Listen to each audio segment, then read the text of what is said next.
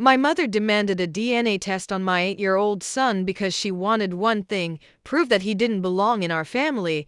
She didn't say it that bluntly at first. My mother rarely did anything bluntly. She preferred polished words, lowered voices, and questions designed to make cruelty sound responsible. She said the family deserved clarity. She said my grandfather's will was too important to leave room for doubt. And then, sitting across from me in an attorney's office with half my family pretending not to listen, she suggested that before my son inherited anything, we should establish whether he was truly one of us. Everyone waited for me to cry, or argue, or stand up and walk out. Instead, I looked at her and said, "Fine." She blinked. I said, "Let's do it." 3 weeks later, a genetics laboratory called me while I was standing in the paint aisle of a hardware store. The woman on the phone told me they had completed the testing involving my son. Then she paused and said there was something unusual about one of the adult samples. My son wasn't the problem. He never had been. But the test my mother ordered to prove that he didn't belong was about to answer a question nobody in my family even knew existed. And the person whose place in the family was suddenly in doubt was my mother. But for that phone call to make any sense, I have to go back to the beginning. Back to my grandfather. Back to the house everyone thought belonged to my mother. And back to the little silver locket my grandmother used to hide whenever my mother came into the room. My name is Lauren Hale. I'm 35 years old. And until last spring, I thought I understood my family. I was wrong about that. I live outside Asheville, North Carolina, in a small town where people know your business before you've decided whether it's worth telling them. I work as a residential architect, mostly restoring older homes and designing additions for families who want something new without losing what made the original house worth saving. It's quiet work, for the most part. Detailed. Patient.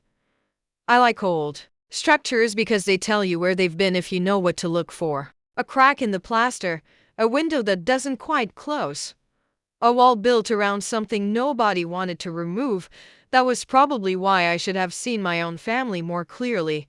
My son, Owen, was 8. He had freckles across his nose, a collection of rocks in his bedroom that he insisted were organized by importance, and the unfortunate habit of asking questions at exactly the wrong moment. His father, Daniel, died 4 years earlier from a sudden heart condition nobody saw coming. One Tuesday, he was 40 years old and complaining about a sore shoulder. By Thursday, I was choosing a casket. People talk about becoming stronger after losing someone. I don't know if that's true. I think you just become more practical because life keeps arriving whether you're ready for it or not. After Daniel died, it became Owen and me. We built a life around routines. Breakfast at 7. School by 8. Homework at the kitchen counter. Pizza on Fridays, and every Sunday afternoon, if we could manage it, we drove out to my grandfather's property. That place was called Willow Creek. It wasn't a mansion. My mother would have preferred a mansion. Willow Creek was older than that. Better, in my opinion. A large white farmhouse built in 1912, with deep porches and wide plank floors that complained under your feet. Behind it sat almost 70 acres of wooded land, a creek, an old red barn, and a workshop where my grandfather, Samuel Bennett, spent most of his life making furniture. He taught me how to use a measuring tape when I was 6. He taught Owen how to sand wood when he was 4. And if my mother had her way, he would have left Willow Creek to her. She was his only child. Her name is Victoria. And if you met her at church, at a charity luncheon, or at one of the local preservation meetings she chaired, you would probably think she was wonderful. She remembered birthdays. She sent flowers. She knew everyone's children and their accomplishments. She wore cream-colored blouses that somehow never got coffee stains on them. My mother believed appearances were evidence. If something looked respectable long enough, she assumed it became respectable. Growing up, she had a phrase she used whenever someone disappointed her. People tell you who they are by where they come from. She said it about my friends, my boyfriends, my college roommate, Daniel's family. before she decided his salary was respectable enough to overlook their lack of connections. And after Owen was born, she began saying it about blood. Not directly at first, she would look at his dark hair and say, "Interesting," then she would glance at Daniel's old photographs, then mine. Owen didn't look much like either of us as children. He looked like Daniel's grandfather, as it turned out. Although my mother seemed determined to treat genetics like a personal insult, the situation got worse after Daniel died. I had used IVF to conceive Owen. That wasn't a secret. Daniel and I had struggled with infertility for almost 3 years before we finally succeeded. The process had been exhausting, expensive, and painfully documented. There were medical records, embryology records, bills, photographs of me swollen from hormone injections. There had never been donor material involved, but facts, and my mother had always maintained a complicated relationship. She didn't necessarily deny facts, she simply preferred facts that made her more comfortable. When my grandfather died last February, Owen lost the one person who never asked him to explain where he belonged. Samuel Bennett had been 86. His health had been failing for nearly a year, but he stayed at Willow Creek until the end. During the last month of his life, I moved into the farmhouse with Owen and worked remotely whenever I could. My mother visited often, mostly to rearrange things. She adjusted flowers that didn't need adjusting. She complained about the hospice nurse's shoes. Once, she actually asked whether the casseroles someone brought had been prepared in a clean kitchen. Grandpa ignored her. He had spent 62 years married to my grandmother before she died, and 20 years after that learning the value of silence. 3 days before he passed, I was sitting beside his bed while Owen worked on a wooden birdhouse in the workshop. Grandpa had been drifting in and out, then suddenly, he opened his eyes. "Lauren, I'm here." He looked toward the window. "The blue room." I frowned. "What about it?" His hand tightened around mine. "When your mother starts asking questions, don't let her decide which ones matter." I stared at him. "What does that mean?" He smiled, not because something was funny, because he had already said as much as he was willing to say. Then he closed his eyes. That was the last real conversation we had. 2 days later, he was gone. I didn't understand his words then. I thought they were simply the kind of strange, unfinished thoughts that arrive near the end of a life. But I remembered them. The blue room, and the questions my mother would ask. The reading of the will took place the following Thursday. There were 6 of us in the attorney's conference room. Me, my mother, my mother's younger brother, Richard, my cousins, and Owen, who sat beside me drawing a dinosaur on the back of an envelope because I hadn't wanted to leave him with a sitter. My grandfather's attorney, Malcolm Reed, had represented our family for years.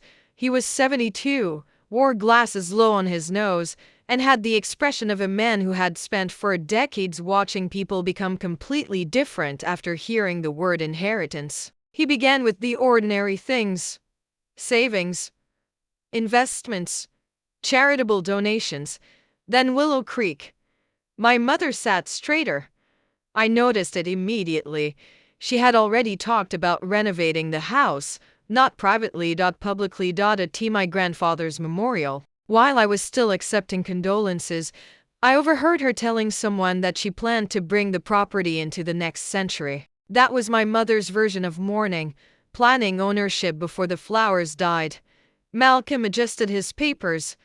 Samuel left the main residence and the surrounding property in trust. My mother smiled. Then Malcolm continued. The trust beneficiary is Owen Hale. The room changed. There wasn't a sound. Not immediately. Owen kept drawing. My mother stopped smiling. Malcolm explained the terms. The house and 30 acres would remain in trust until Owen turned 30. Until then, I would serve as caretaker and have the right to live there and maintain the property. The remaining land would be divided separately. There were financial provisions for everyone. My mother received money, a substantial amount, actually, but Willow Creek went to Owen. My grandfather's explanation was included in a letter. Malcolm read part of it. He said Willow Creek should belong to the child who still sees it as a place to build things rather than a thing to own. I felt my throat tighten. Owen had stopped drawing. He looked at me. Does that mean Grandpa's workshop is mine? I smiled. One day, my mother didn't speak for almost a full minute. Then she leaned forward. Malcolm, when you say beneficiary, what exactly are the eligibility requirements? That was the first question. The second came 10 days later. The third arrived in a lawyer's letter. By then, I understood what she was doing. My mother had found language in an older amendment to the family trust. The amendment referred to direct biological descendants. It had been written decades earlier because my grandfather's own father had apparently worried about property being divided outside the family. My mother suddenly became very interested in that phrase, direct biological descendants. She started asking questions about my fertility treatment, about Daniel, about Owen's appearance. Then, one Sunday afternoon, she invited everyone to dinner. She served roast chicken on my grandmother's china. My Uncle Richard brought wine. Owen and my cousin's children were watching a movie upstairs. Dessert had just been served when my mother put down her fork. I think we need to address something before this becomes more complicated. Nobody moved. I knew. I don't know how exactly, but I knew. She looked at me. You used fertility treatment. Yes. And there are several ways children can be conceived. Through those procedures, my uncle frowned. Victoria. She held up one hand. I'm not accusing anyone of anything, which was how my mother began every accusation. I simply think, given the size of the inheritance, it would be responsible to confirm Owen's biological status. I stared at her. His biological status. You know what I mean? No, I don't. Her expression tightened. The clinic. I laughed once. Not because it was funny, because suddenly, after all those years, she was willing to say it. You think Owen isn't my biological son? I'm saying there are procedures involving donors. There weren't. Then proving that shouldn't be difficult. There it was. My mother expected resistance. She expected me to defend myself. To explain medical procedures to her. To plead with the family to believe me. Instead, I looked at Malcolm, who had attended because the dinner had apparently been organized around the inheritance discussion. Then I looked back at my mother. Fine. She blinked. What? Let's do the test. My uncle looked between us. Lauren, you don't have to. Yes, I do. I kept my eyes on my mother. But we do it properly. Accredited laboratory. Legal chain of custody. Every result goes into the trust file. My mother smiled, and that smile bothered me more than the accusation. Of course, she said. Then Malcolm spoke. If the question is Owen's eligibility as a direct descendant, the laboratory will likely require comparative family samples. My mother nodded. That's fine. Richard shifted in his chair. From whom? Malcolm looked at his notes. Lauren, Owen, and at least 2 close biological relatives from the Bennett line would provide the clearest analysis. My mother answered immediately. I'll provide one. No hesitation. No concern. No fear. At that moment, I thought she was simply certain she would win. I was wrong. The first strange thing happened 2 days later. My Uncle Richard called. I've been added to the testing appointment. That makes sense. Your mother wasn't happy. I stopped unloading the dishwasher. Why? He was quiet for a second. I don't know. Malcolm called her about it. She said it wasn't necessary. I thought about that. My mother had spent weeks insisting on certainty. Now, she didn't want additional certainty. Maybe she thinks it's invasive. Richard laughed without humor. Your mother? That was the first crack. The second came a week later. My mother showed up at my house with a check, $50,000. She placed it on my kitchen table. I stared at it. What is this? An opportunity. For what? You withdraw Owen's claim to Willow Creek. I make sure his education account is funded separately. Everyone moves on. I looked at her.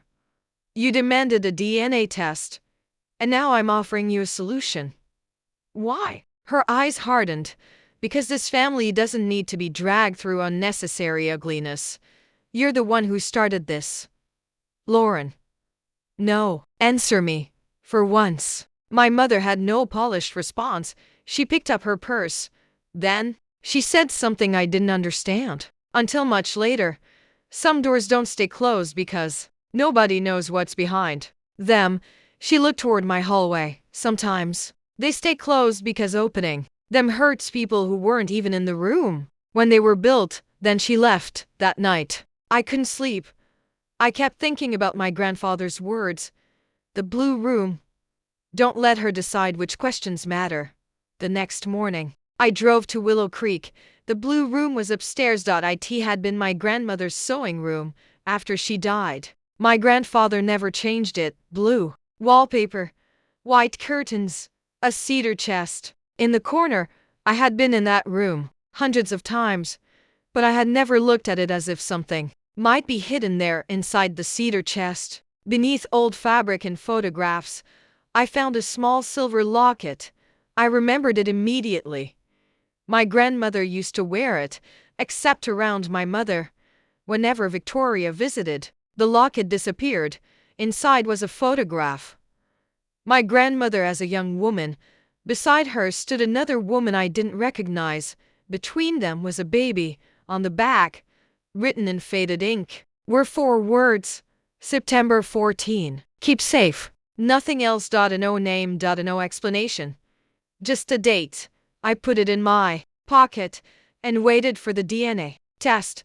The collection took place in Charlotte. Owen thought the entire thing was ridiculous. Does it hurt? No. Then why does Grandma look like she swallowed a bug?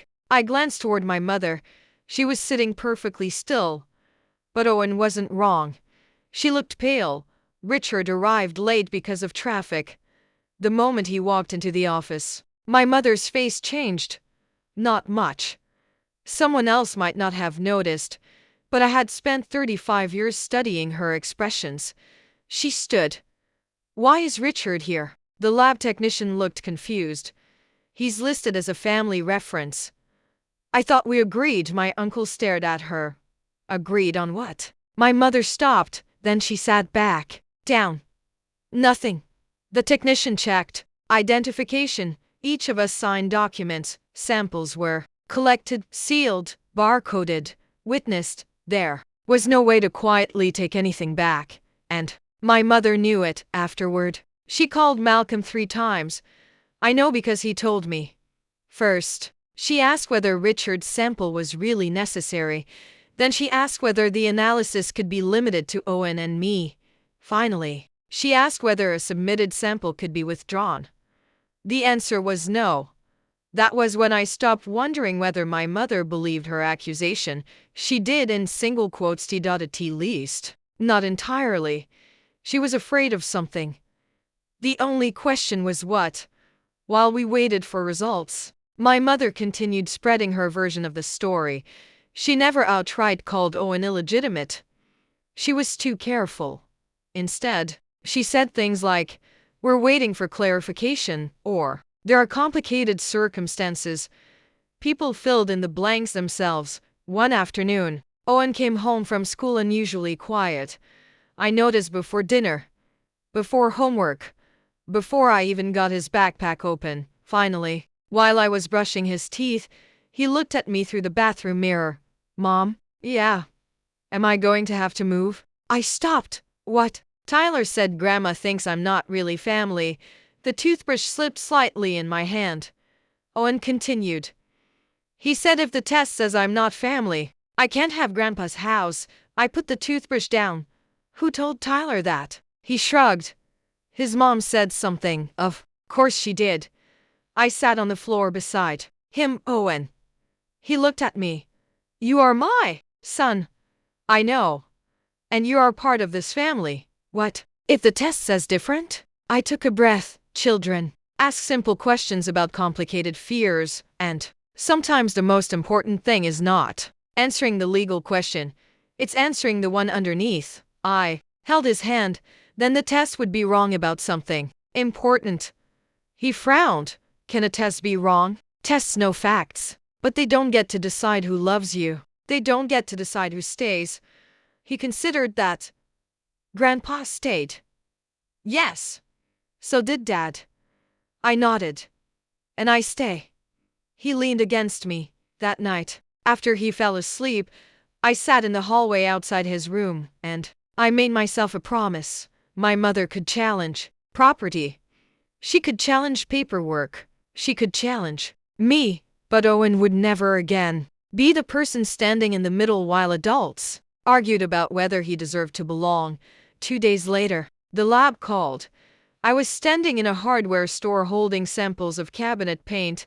The woman verified my identity. Then she said, "Mrs. Hale, the testing involving your son is complete." My fingers tightened around the paint cards. "And I want to reassure you that there is no issue involving your son's maternity." I closed my eyes. For 1 second, relief moved through me so quickly it almost hurt. Then I noticed her tone. "But there is an unexpected result involving one of the reference samples." I stood still. "What kind of result?" "I'm not authorized to discuss the complete findings by phone." "Which sample?" Silence. Then, "The sample submitted by Victoria Bennett." My mother. I drove home without buying paint. I called Malcolm. He had received the same notice. A meeting was scheduled for Thursday. My mother, meanwhile, hired another attorney. Not the attorney she had used to challenge Owen's inheritance, a different one. And before anyone had seen the complete report, that attorney sent Malcolm a demand requesting that the genetic information be treated as irrelevant and sealed. Immediately, my mother wanted the test she demanded hidden before she even knew what we knew. Thursday morning, we gathered around the same conference table where everything had started. Owen was at school. I was grateful for that. Malcolm had the report in front of him. My uncle Richard sat beside me. My mother was across the table with her attorney. She didn't look at me. Malcolm began. Slowly, the laboratory first addressed the relationship between Lauren and Owen. He looked up. The results confirm a biological parent-child relationship. My uncle squeezed my hand under the table. I didn't need the confirmation, but hearing it mattered anyway. Years of fertility, treatment, needles, procedures, pregnancy, birth, and still, my mother had made me sit in that room waiting for a laboratory to state what I had always known. Then Malcolm turned the page. The laboratory also compared Owen's profile to the Bennett family reference samples. He stopped. Richard Bennett and Owen Hale are consistent with a biological grand-uncle and grand-nephew relationship. My uncle nodded once. Then Malcolm looked at my mother. The complication concerns Victoria's sample. Nobody moved. The laboratory compared Victoria and Richard under the expected relationship of full siblings. My mother closed her eyes. I noticed that before Malcolm finished, she already knew. The findings are inconsistent with a full sibling relationship. Richard stared at him. Half siblings? Malcolm shook his head. The results are also inconsistent with a half-sibling relationship. The room became silent. I looked at my mother. She still hadn't opened her eyes. Malcolm continued. Based on the available genetic markers, Victoria Bennett and Richard Bennett do not appear to share a biological parent. Richard actually laughed. One short sound. That's impossible. My mother whispered. No, it wasn't denial. It was exhaustion. The kind that comes when something you've been holding shut finally opens. Richard turned toward her. Victoria. She didn't answer. Victoria. My mother opened her eyes. And for the first time in my entire life, she looked frightened. Not angry. Not offended. Small. I didn't know. Richard leaned back. What do you mean? You didn't know. She looked at me then at Malcolm, then at the sealed laboratory report. I found out when I was 19. Nobody spoke. She pressed her hands together. My father had a heart attack. They asked questions about family medical history. My mother took me outside. Her voice shook. She told me I wasn't Daddy's biological daughter. Richard stared at her. I could hear the air conditioner. My mother continued. She said there had been an affair. Richard's face changed. Mom had an affair. My mother shook her head. That's what she told me. With who? I don't know. Then why weren't you ever? She stopped him. Because I didn't want to know. That sentence sat in the room. And suddenly, pieces started moving in my head. The locket. The photograph. September 14. My grandfather's warning. The blue room. My mother continued. My mother told me I was her daughter. That was enough for me. I never asked questions. I never wanted records. I never wanted anyone testing anything. Richard stared at her. And yet you demanded a DNA test on Owen. She looked down. There it was. The part she couldn't explain away. Because I thought it would prove him wrong. Why? My mother swallowed. Because I thought if Owen wasn't biologically connected, the trust language would remove him. I said. And when Richard was added, she finally looked at me. I knew there was a possibility.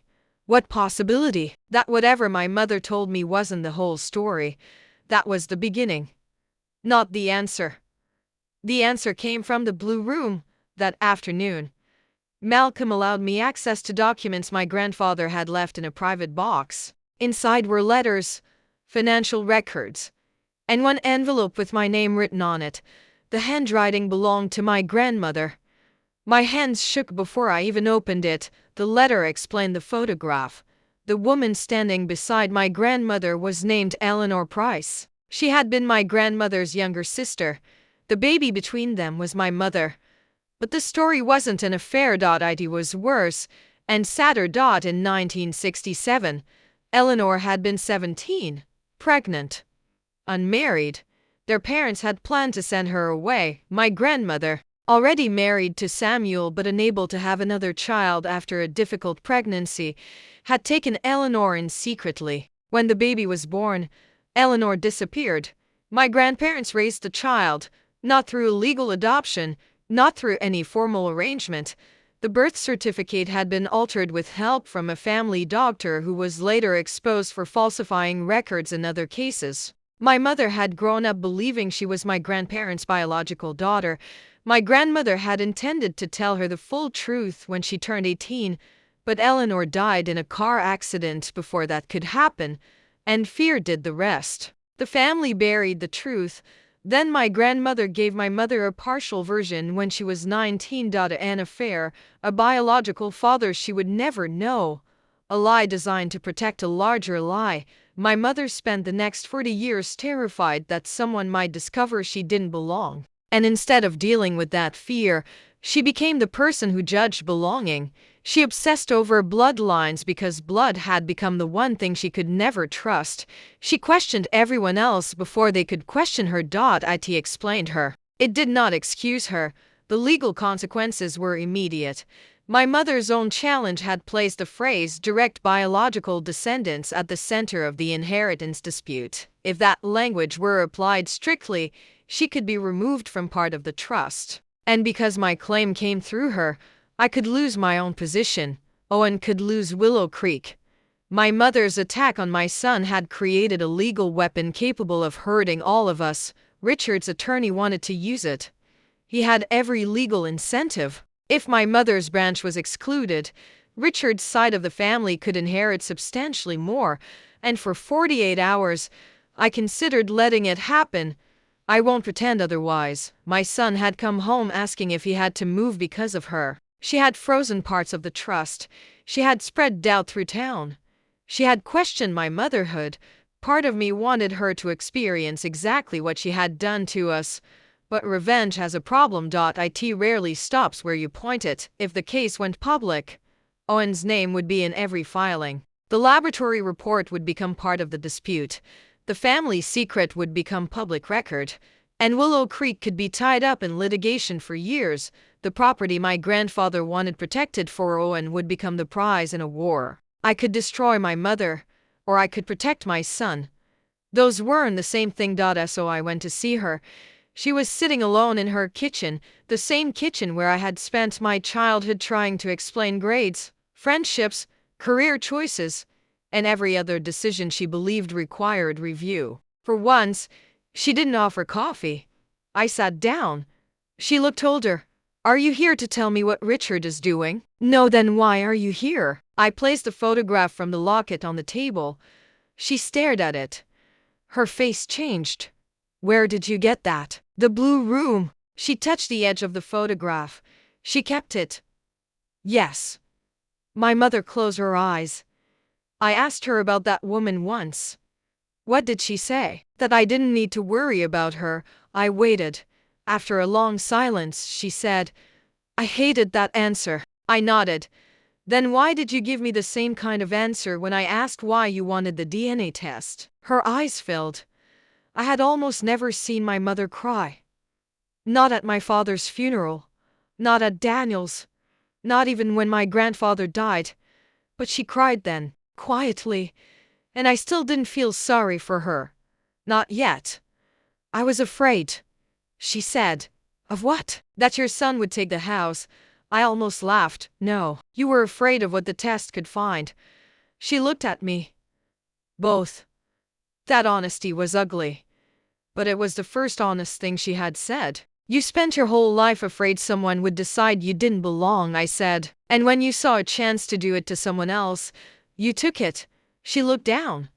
Yes, there was nothing satisfying about hearing it. And no dramatic apology. And no explanation that repaired anything. Just yes. I placed 3 papers in front of her. What are these? My conditions. She gave a tired smile. Conditions? Yes. I explained. First, she would withdraw every legal objection against Owen immediately. Second, she would resign from her position managing the family trust. An independent trustee would take over. Third, she would personally tell Richard the truth about what she knew and what she had hidden. She stared at me. And if I refuse, I leaned back, then Richard's attorney can decide what happens next. She looked toward the window. You'd expose me. No, her eyes returned to mine. I'd stop protecting you from the consequences of your own decisions. That was different. At least to me. She picked up a pen. Then she stopped. Do you hate me? I thought about it. For 35 years, I had wanted my mother to ask me the right questions. Not about school. Not about money. Not about appearances. Real questions, and suddenly, there she was asking one. I don't know, I said. She nodded. That hurt her. I let it. But I know I don't want to become you. The next Saturday, we met at Richard's house. My mother told him everything. Not perfectly. Not bravely. She stopped several times. Cried. Corrected herself. Richard got angry. Then quiet. Then angry again. But he listened. When she finished, he sat alone for several minutes. Then he looked at her. You're still my sister. My mother started crying again. Richard held up a hand. But that's not the same as saying this changes nothing. She nodded. That became the new rule in our family. Truth without pretending. Love without automatic forgiveness. The legal objection was withdrawn. My mother resigned from the trust. An independent administrator took over. Owen's inheritance remained protected. Willow Creek stayed in trust, and the laboratory report was sealed. Not destroyed. Sealed. There's a difference. The truth existed. We simply decided it didn't belong to every stranger who wanted something to talk about over coffee. Months later, Owen and I moved into Willow Creek. The first thing he did was claim the workshop.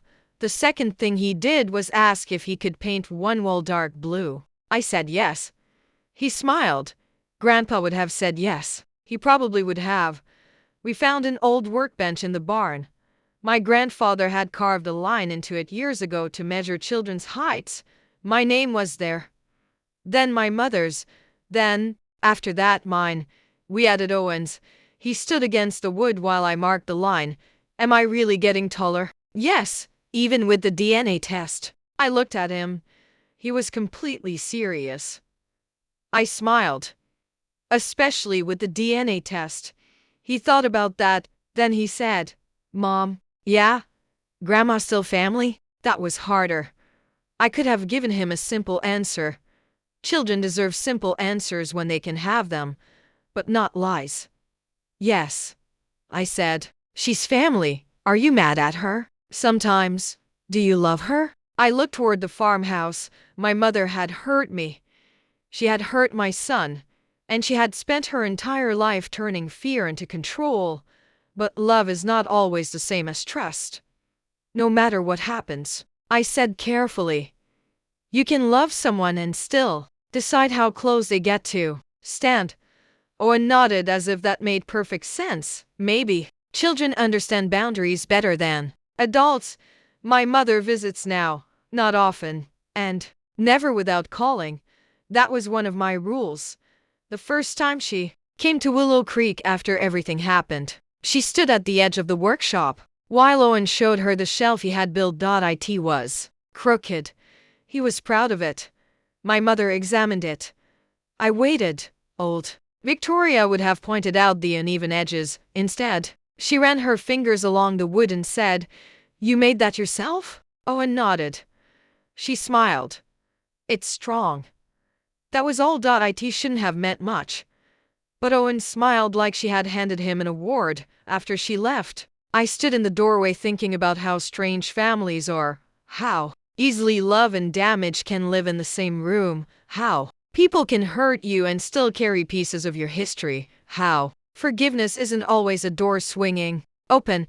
Sometimes it's simply refusing to keep standing outside one, waiting for someone to invite you in. A few weeks ago, I went back to the blue room. I hung the silver locket on a small hook beside the window. Inside was still that old photograph. My grandmother, her sister, a baby, 3. People connected by a story nobody knew how to tell. For years, my family treated blood like a verdict. My mother demanded proof because she believed belonging could be measured, challenged, and removed with the right paperwork. But when she finally got the test she wanted, the results didn't prove that Owen was an outsider. They proved something much more complicated. That families can survive on lies for decades. That fear can turn people cruel. And that the person screaming loudest about who belongs may be the one who has spent a lifetime afraid they don't. My mother demanded a DNA test to keep my son out of my grandfather's will. I said yes, immediately. And in the end, the test proved exactly what she should have known from the beginning.